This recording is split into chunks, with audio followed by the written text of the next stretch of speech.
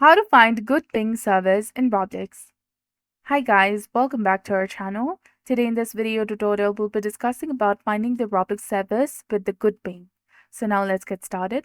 First of all, you need to install the BT Roblox that is available in Chrome Web Store, which makes the Roblox better. It is a Chrome extension, so search for BT Roblox and once you find it, tap on Add to Chrome.